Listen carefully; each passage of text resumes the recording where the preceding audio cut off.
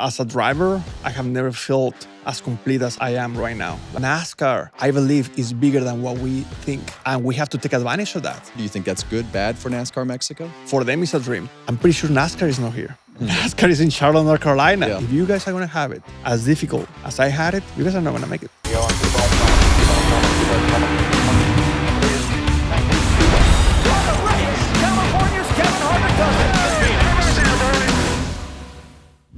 Welcome to Kevin Harvick's Happy Hour, presented by NASCAR on Fox. And this week we have a guest that we've been after for a while, and we were so intrigued with everything for Mexico. And we appreciate you taking the time and coming in the studio, because I think it's a fun conversation to have. And so thanks. Appreciate it. Thank you, Kevin. Thank you for having me. Well, let's just start there.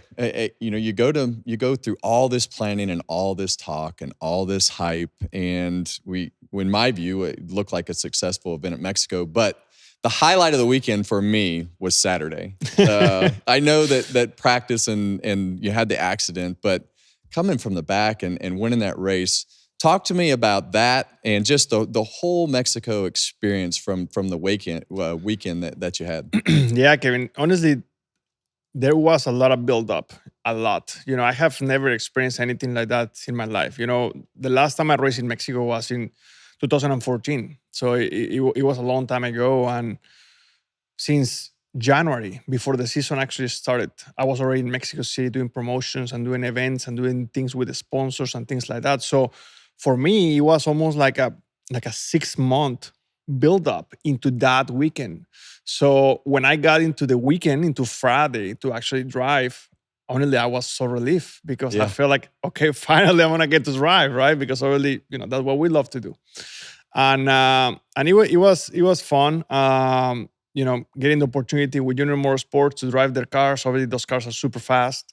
I knew I was gonna have a good shot. I haven't been in a good Xfinity car in many years, actually, since I run full time, really. So to get used to the car and to get used to everything, it was a process.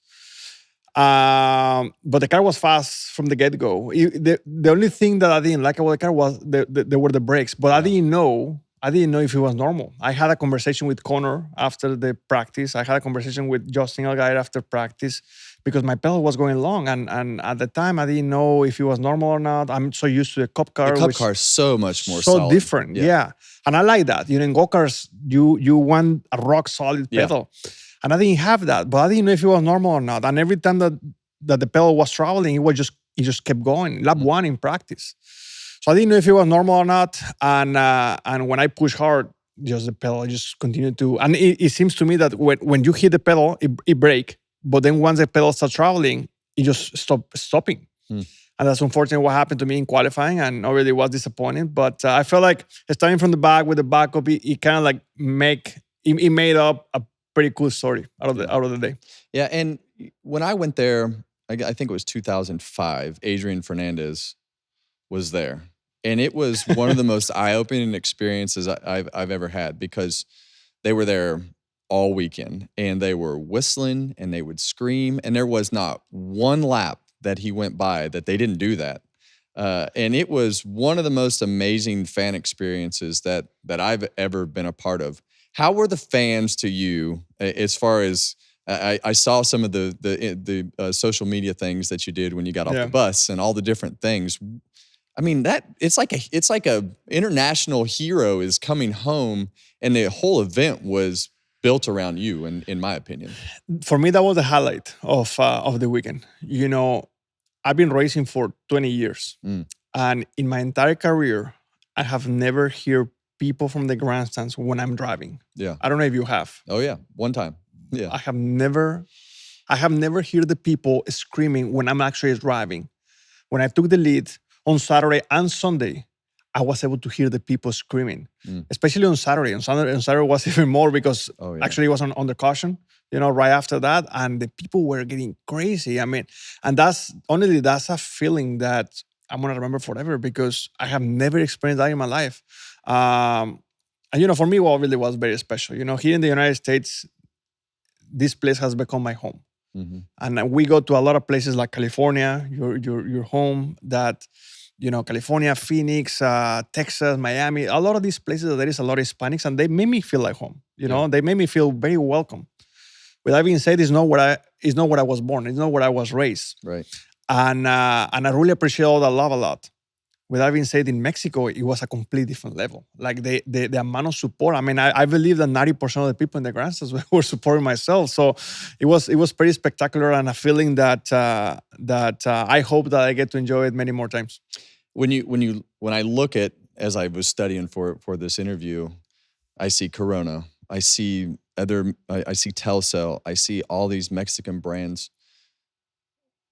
What doors did that race open for you that might not have otherwise been open? Because that, to me, was always the intrigue about going to Mexico. I had Hershey as a sponsor at that time, and we had Pelon Pelarico, the candy, the Mexican candy, on the car, and it opened up doors that we would never open up.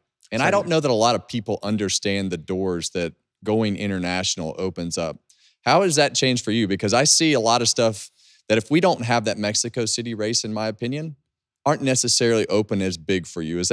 Am I looking at that wrong? 100% right. 100% right. Like a good example is Carlos Slim and Telcel and Telmex. This group of people, they've been supporting me for 15 years in a small fashion, business to business stuff here and there. When we went to Mexico, they went all in. I mean, you could not go to the streets without seeing my face somewhere. Yeah. I wish only that you were there, because it was for me, it was pretty cool, to see everything. And, Telcel has been something consistent with me.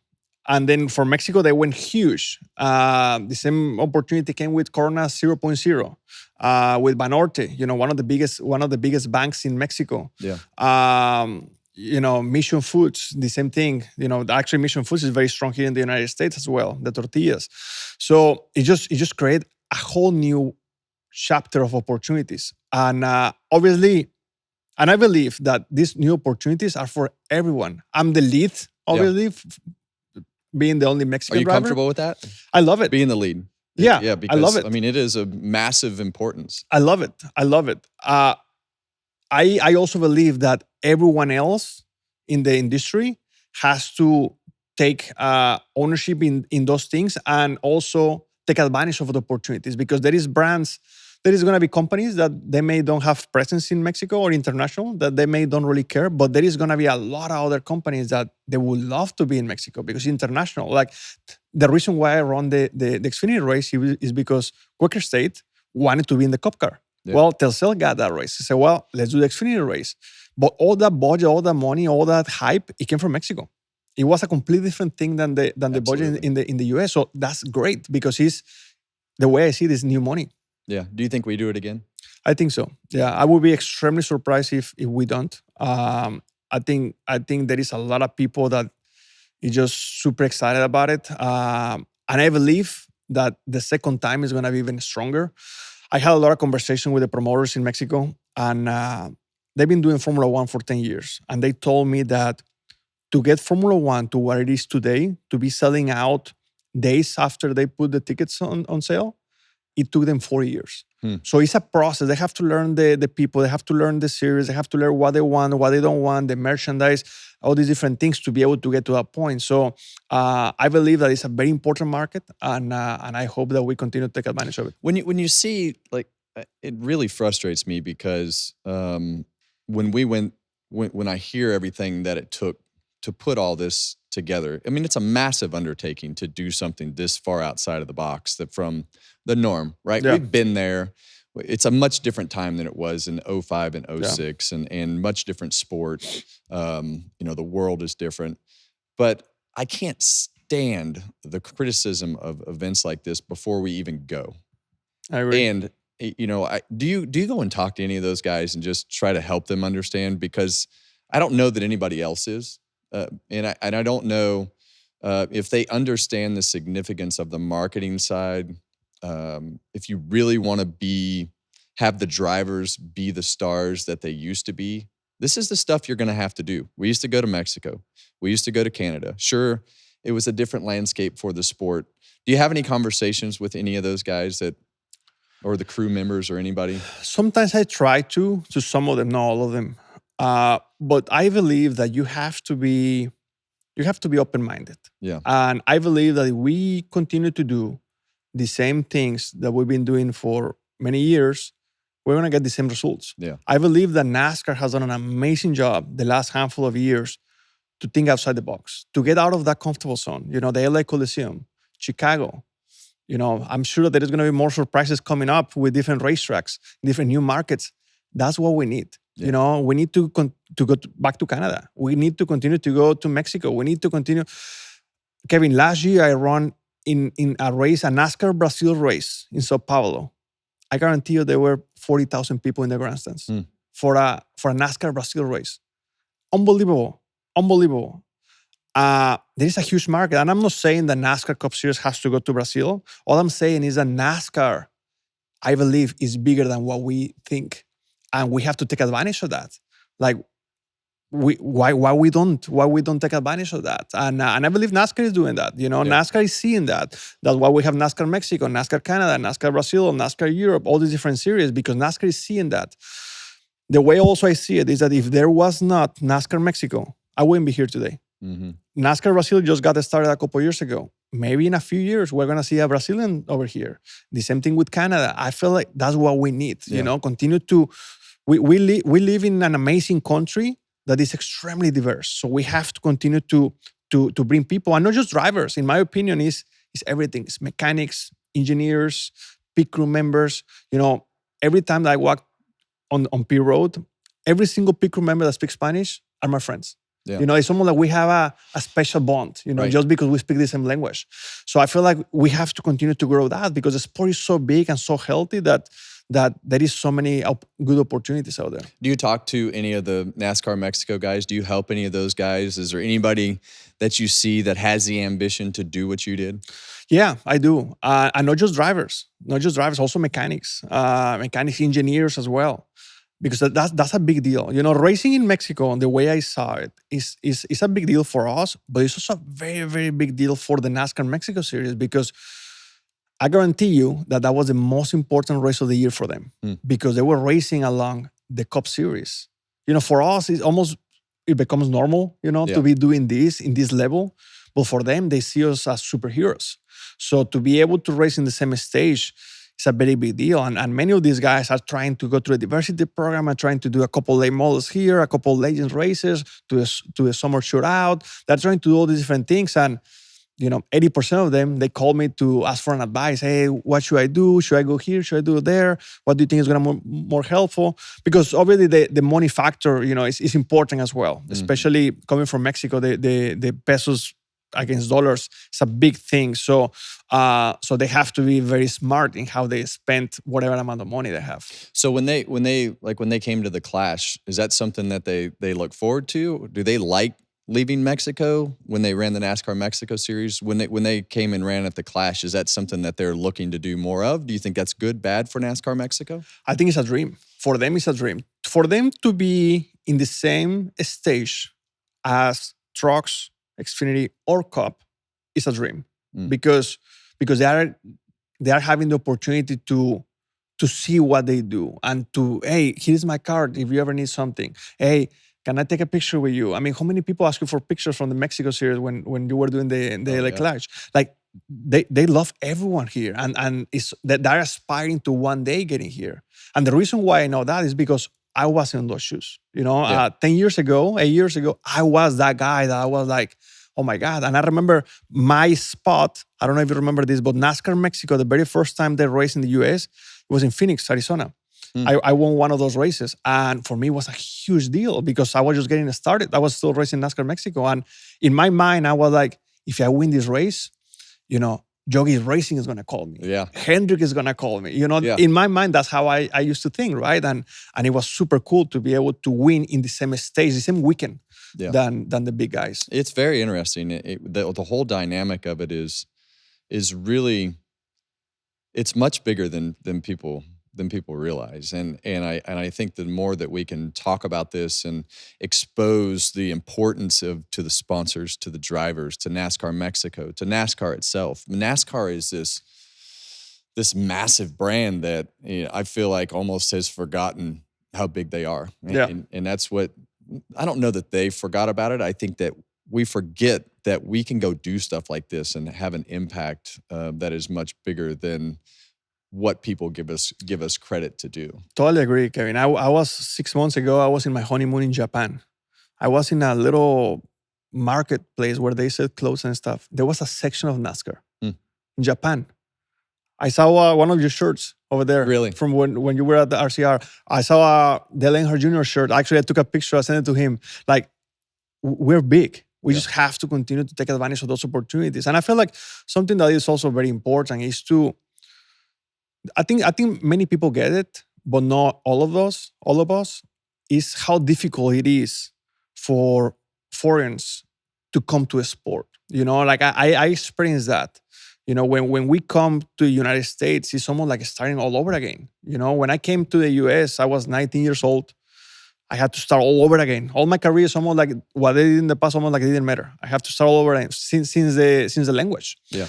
So I think that the support from NASCAR through the diversity program, through all these different things, to be able to give these kids a hand is super important, because all these kids really are starting behind. You know, like there is not go-karts for ovals in Brazil. There is no go-karts for ovals in Mexico. So really all these kids are only getting to ovals when they are 15, 16. My first oval race, I was 17 years old. So if you think about it, as a kid 17 years old here in the United States, he's almost already racing in Xfinity Series. Yeah. So I feel like the support, the platform of support that NASCAR is building is extremely important, because without that, there will be no international So drivers. NASCAR Mexico, you have to be how old to race? In NASCAR Mexico, you have to be, I think you have to be like 17 or 18. Yeah. And is that an FIA thing? No, that's controlled. Now it's controlled by NASCAR to an extent. NASCAR Mexico and NASCAR US is. Are there legend cars in Mexico? No, they don't exist. No. And that's the thing, is that if you want, let's say that you want to run NASCAR Mexico, well, you have to start in go-karts, road course go-karts. And then you go into like a little trucks. There are B6 trucks. And on those trucks, you can jump, I think, when you are like 15. And then you go to NASCAR Mexico. But if you think about it, before 15, there is no ovals for you. Yeah. Everything is road course. And then you jump into ovals, and then you start learning the different things. And what I have learned is that by the time that you get to 15, and if you do everything right, everything perfect, you may get to the US when you are 18. And then you start racing with kids, like Killen, for example. I mean, Killen is amazing. Super experienced, all the experience since 10. So you bring a kid from Mexico, from Brazil, from one of these places with 18 years old, he has 8 years behind.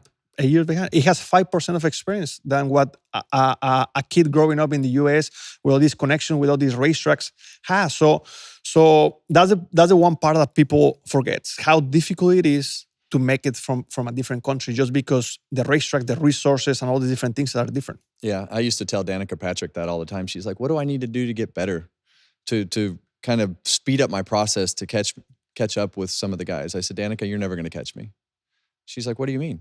I said, because every time I go on the racetrack, I still learn. And you're still learning all, the things that I learned 20 years ago. And so I understand what you're saying. And I think that's intriguing to me. How did you learn about NASCAR? How did you go down that path? You talk about NASCAR Mexico being at that point. Was NASCAR a thing? Was it just a niche that you got introduced to? How did you even get introduced to NASCAR? I hope the shirt is comfortable, because it's a long story. That's okay. But I was always a fan of NASCAR. I remember seeing the races on Sunday. I remember seeing the big numbers on the doors, and I was always a big fan of NASCAR. And when I grew up racing, you watched it on TV. I watched it on TV with my grandpa and with my dad on Sundays. And I remember when I was a little kid, I didn't have a lot of money, so I was racing go-karts and here, there, a little bit here, a little bit there.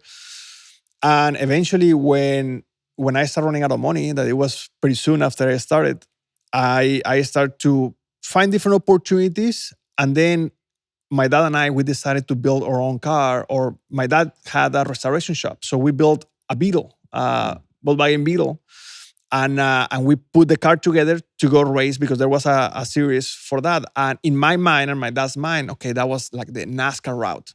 And at that time, we were not thinking NASCAR US. The goal was for me to go to NASCAR Mexico. That was the main goal. And I remember perfect. I have pictures and everything. Like my Beetle was the only Beetle in the entire series with a number on the door, like huge number, just like NASCAR. That was my thing. I remember putting in the right side headlight and right side taillight the number as well. Like that was my thing. Like I love NASCAR. I also love Formula One. At first, that's what I wanted to do, but then I realized I didn't have the money. And then when I connected with Carlos Slim and Jim Morales, they gave me actually the opportunity to go to England. And they say, hey, Daniel, we hear that you were very good in go-karts. We hear from Checo Perez and Esteban Gutierrez that you were very good. Would you like to put this aside and go to Europe? And I remember having this conversation with Jim Morales because at the time he was like my godfather when it comes to racing. And I asked him, I say, hey, Jimmy, if you were my dad, what would your advice would be to me? Because I don't know what to do. My dream is being NASCAR now. Like when I was very young, it was Formula One because that was the only option. And then when I started growing, I wanted to do NASCAR. Now I have a legit option to pick. And he said, Daniel, if you go to Formula One, you have to do everything perfect. I was 18 at the time. You have to do, everything has to go perfect. And you're going to be probably the second or the third Mexican driver in Formula One. And in NASCAR, NASCAR really wants a Mexican driver there one day. And I believe that you have the talent at the time to be able to do it if everything works out good. So, but nobody has done it before. So it's very difficult. And the second that he said to me, nobody has done it before, it's very difficult. I say, I'm the guy for that. I'm your guy. And since then, I've been focusing, trying to be that guy. So growing up, you followed F1. That was what you followed. I mean, you watched, obviously you told us that you watched NASCAR. So you followed F1. Who was your F1, like who was your racing hero? Fernando Alonso. Okay. Because when I grew up, when I was 11 years old, that I started racing, I didn't know anything about ovals. There wasn't even an option, in go-karts. So it was Fernando Alonso. But once I started realizing, okay, man, this is super expensive. There is no chance my family is going to be able to support me for this. I started thinking, okay, NASCAR Mexico. And then I built my Beetle and then all these things. And then I started watching you, Jeff Gordon, Jimmy Johnson, Dale Jr., like all these guys that for me were the legends. And for me, for a kid from Mexico that didn't speak English, watching on TV, to come here eventually and be able to race with all you guys, it was amazing.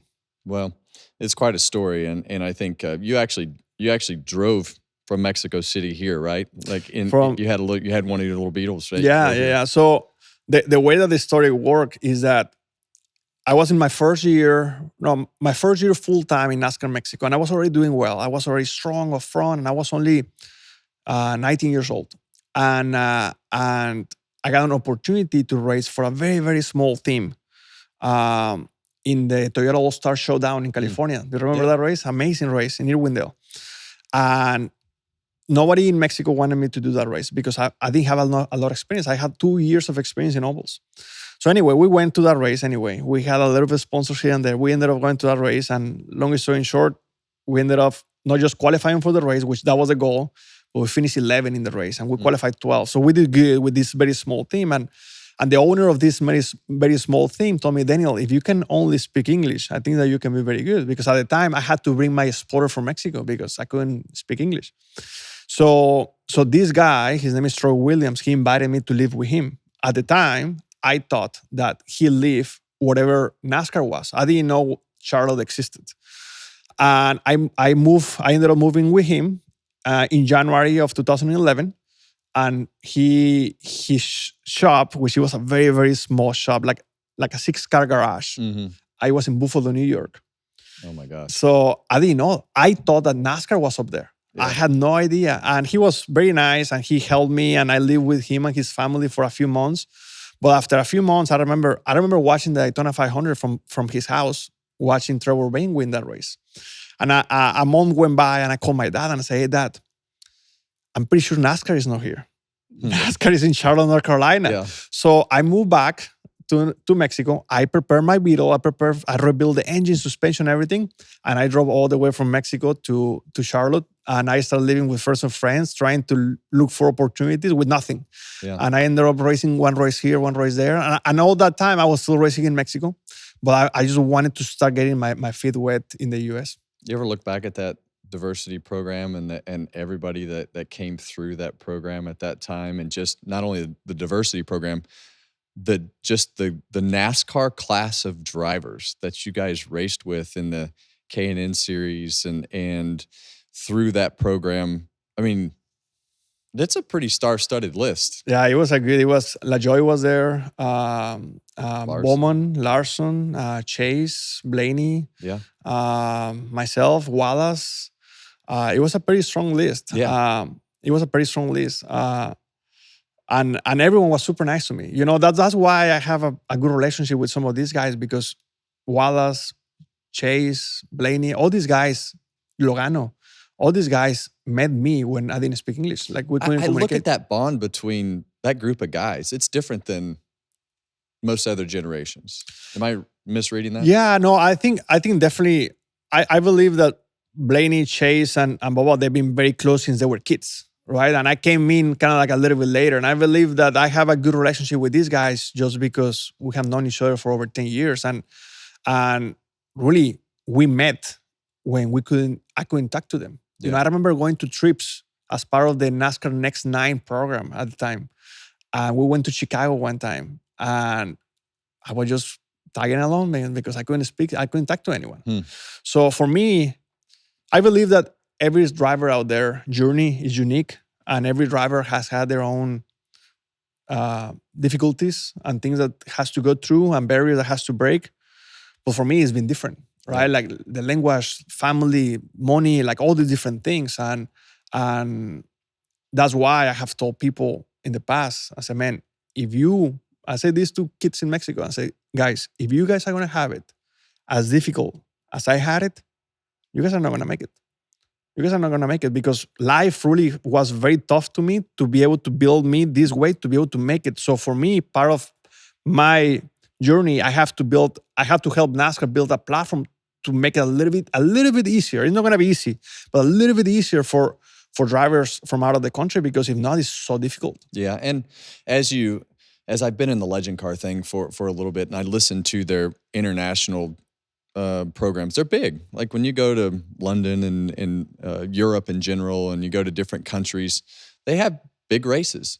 But the kids can't race. They can't race on the ovals. And I look at NASCAR Mexico, and I look at Mexico in general, and you look at that Legend Car stuff.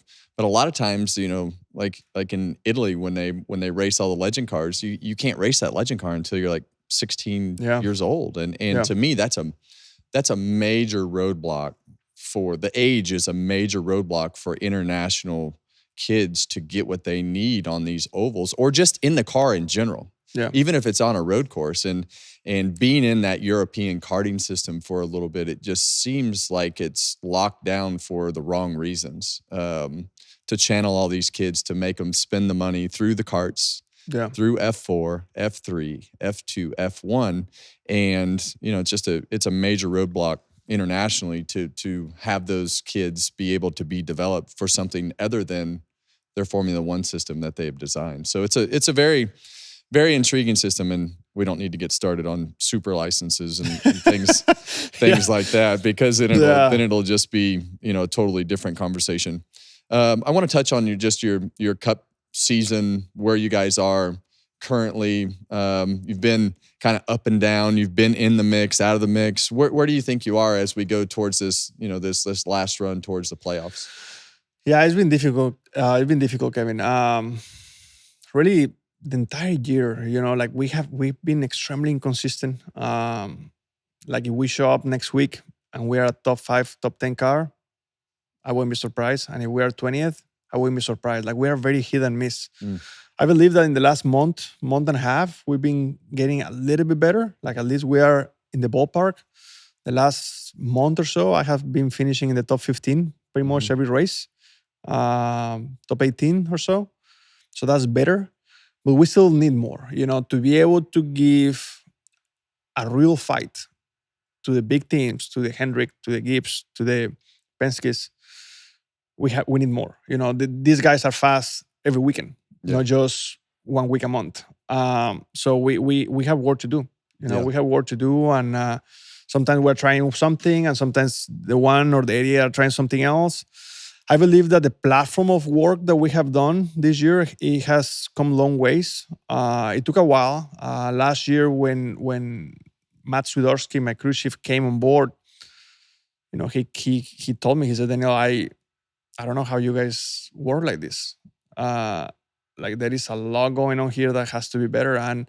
And since then, I've been trying to push Tony Londers and Justin Marks to be able to. I mean, you've been part of that a little bit, to be able to make things better and more working together. And I believe that we're making steps in that direction. Yeah. I believe that part is way better than last year. With that being said, we just continue to need a little bit more speed in general. And it seems like you have to work through these situations a lot in the sport in general, just with the ups and the downs of cup racing being so difficult. Not just you, but I'm just saying the sport in general, to be able to. It's just so hard. I wish people knew how hard it was to compete on a weekly basis, to be capable of being competitive. I mean, it takes everything to be in that position. As you go through the rest of the year, obviously it's a contract year, for you. Yeah. Now that adds another layer to it. And you've dealt with stuff like this before. Do you think about it, or do you just go perform? I mean, you obviously have to think about it and try to plan your future. Where do you think all that is for you? It's definitely a distraction. Yeah. I made my mind not to think about it before Mexico, because before Mexico was the only thing I care. Yeah. I didn't care about anything else.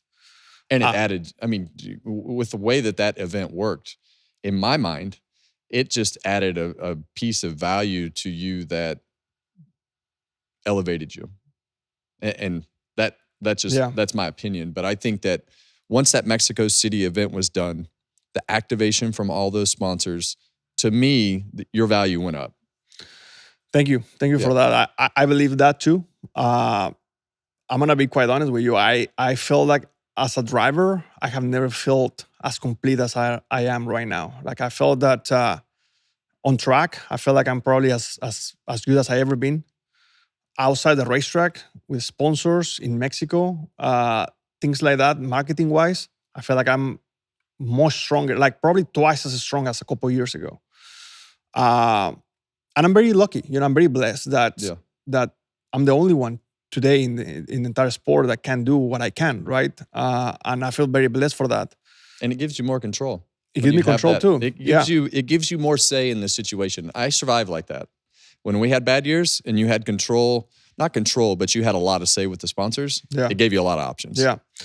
And I feel very blessed for that. Yeah. With that being said, I want to win. Yeah. I want to win, and I love Trackhouse. Honestly, Trackhouse is the best opportunity I ever had in the cup level, in the consistent basis. They gave me things that I was missing in the past, and I've been extremely happy. With that being said, there is a few things that are missing. There is a few things here and there that are missing that I'm not 100%, and we just have to continue to work, and hopefully the results come. And see what happens, see what the future holds. Definitely it's a distraction, to be thinking about this.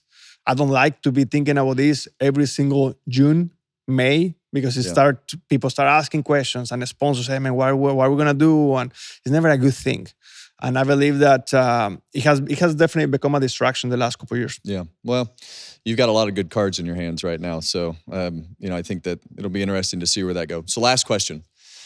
So I know what you're going to tell me but your first car, what was it? Did you build it with your dad? When did you start driving it? And what was your first vehicle that you drove on the street?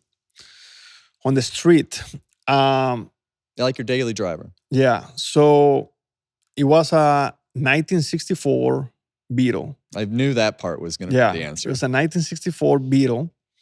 It was just a shell. I remember the car just arrived at the shop. I was 12 years old. And my dad, I really wanted a car. I was a pain with my dad. Hey, I want a car. You were how old? 12. 12. Okay. So what are the rules in Mexico to drive? Subjective. 16. Yeah, okay. 16. But I was driving way younger than that.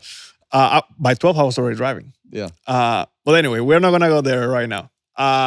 So my dad said, take that thing and you build it yourself.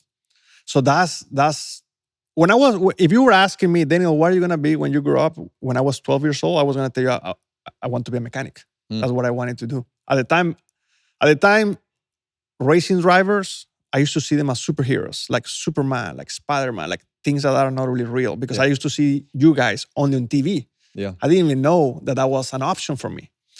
And eventually that became an option later on. But at the time, I wanted to be a mechanic. So with the guys at the shop, I started building a motor, a transmission, brakes, and I started building that thing. That thing was all rusted, and I was just driving that thing. Eventually, to continue to race, I had to sell it. My dad had to sell it. And then he gave me another one. It was a 57. Another piece of junk, and I had to put it together. So you can say it. It's a piece of shit. Yeah, it was a piece of shit. And I had to put it together. And this second car, actually, the 57, it meant a lot to me because I was in a very, very critical point in my career because I kept this car for a little while. I built it, and it was a very nice car. It became to be a decent money car. And when I was racing NASCAR Mexico, I was just starting NASCAR Mexico. We needed money. We didn't have money. We already got the sponsor, but the sponsor said, hey, we're going to pay you in 2 weeks. And we needed money like that week. So I had to sell the car to finance the race. And then eventually they pay us back. And that was it. But the funny thing about that car is that, when things went well in racing, I was able to support my dad in his shop. And the person that bought that car from me to help me, because he didn't really want the car, but he wanted to help me. He bought the car. He said, Daniel, help me restore this car like if you will have done it for yourself. So we restored the car, and he has the car, and he loves the car. And for me, all these different cars that I was able to build when I was very young really helped me to continue my racing career alive. So that was kind of fun. What an incredible story. I could sit here we'll have to do part 2 to this. Yeah. Because you have just an amazing story, and I appreciate you taking the time to let the fans know. So thank you. Thank you, Kevin. Appreciate it, buddy. Yep. Good luck. Thank you.